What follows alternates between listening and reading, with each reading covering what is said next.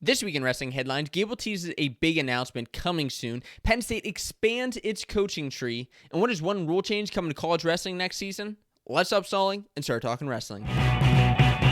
What's going on, wrestling fans? My name is Josiah, and welcome to Fanco Wrestling, your source for college wrestling news and discussion. And this week in wrestling headlines, I want to talk about some of the things that you may have missed over the last couple of weeks in June and early July, because there has been a little bit of a slew in news, a little bit of a smaller incoming of news, but there have still been some exciting tidbits that have dropped, including the fact that Gable Steveson announced that after the Olympic Games, he will make a big announcement in regards to whether he's returning to college wrestling or not. Now, it's been known that over the last couple of years, even Gable has even said it on his own on Twitter, like whether he will or won't return. He didn't plan on returning, but now I'll tell you this, with the name, image, likeness, with the NIL rule changes and legislature changing, that could have had some effect on whether he's coming back or not.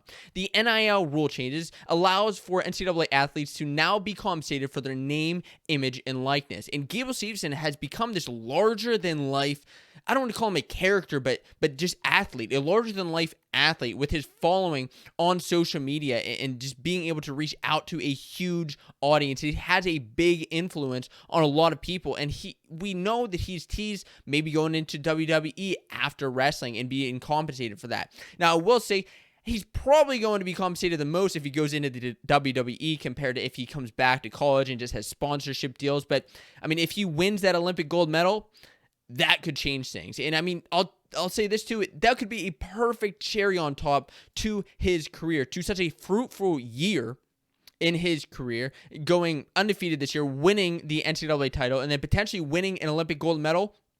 That would be the cherry on top of his wrestling career. And maybe then he moves on and goes to the WWE or maybe NFL like Adam Kuhn or something else in regards to wrestling rather than coming back to NCAA wrestling. Would you like to see him come back or not? I would be excited to see him come back, especially if there are rumors right now with AJ Ferrari bumping up to heavyweight.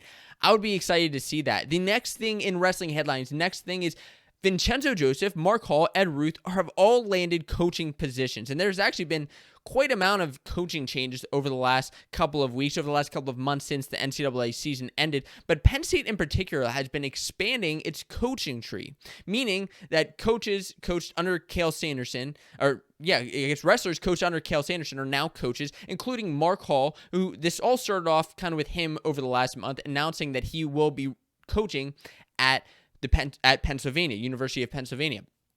Now, he was already wrestling at the Pennsylvania RTC, but now it's announced that he will be on the coaching staff, so that's exciting news for him. And Pennsylvania, I mean, Penn has just been growing like crazy, just adding more and more and more athletes. Joey McKenna, Ethan Lezak, Jordan Burroughs is coming to the Pennsylvania RTC. So adding Mark Hall to the staff was just a great move for Penn. And then the next guy here is Vincenzo Joseph. And of course, I'm getting all these articles from FancoWrestling.com. You can check them out, read them more in detail over there. But Vincenzo is heading to Stanford.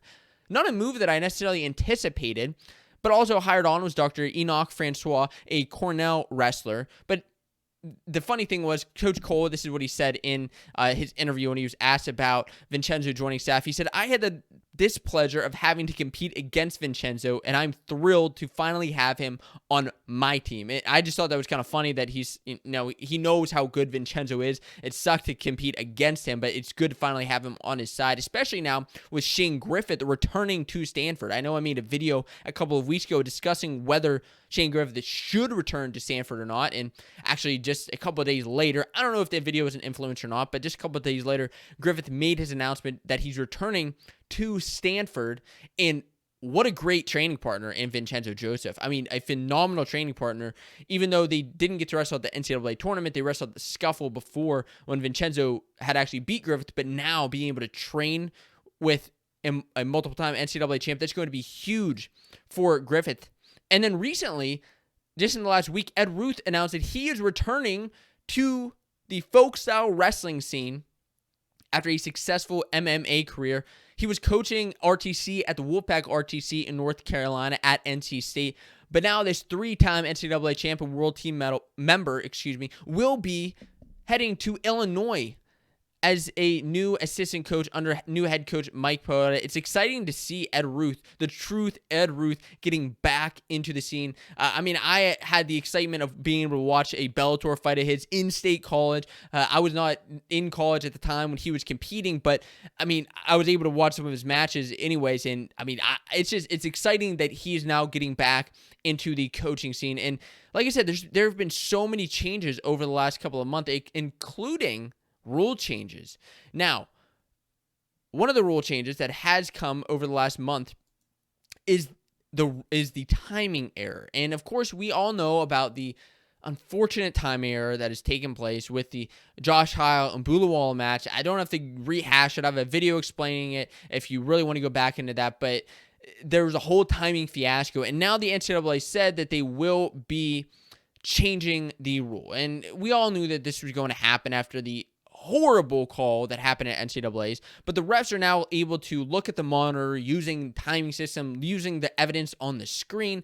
They can consult with the scoring table and determine what the actual timing should be.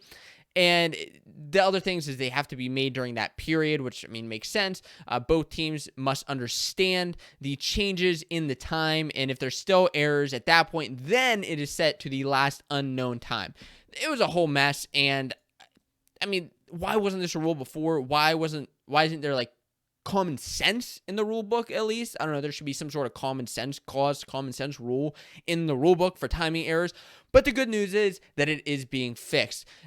It's not going to go back and change in the matches where it was affected, but it is fixed. As far as the other rule that you may be interested in before we get to the last segment here, the last segment on the wrestling headlines, is overtime is changing actually a little bit. They're adding an extra minute to the first period of overtime. So typically overtime, you wrestle as 3-2-2, and then you wrestle a 1 minute overtime period. Well, now it is a 2 minute overtime period that goes into the ride out, where riding time will actually be a factor. So if you have advantage time at the end of one of the ride out periods, you will be given the victory. So the riding time will become even more important there. And the last big piece of news that I want to talk about, and there have been plenty of transfers over the last month, but Evan Wick is heading to Cal Poly.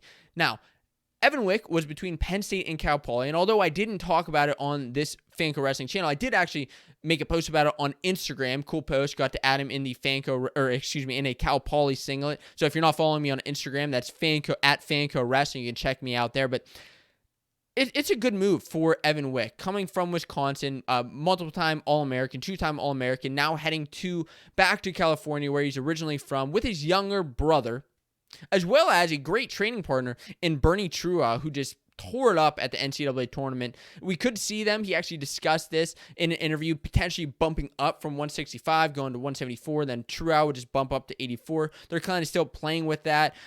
So we'll see what happens, where he does end up.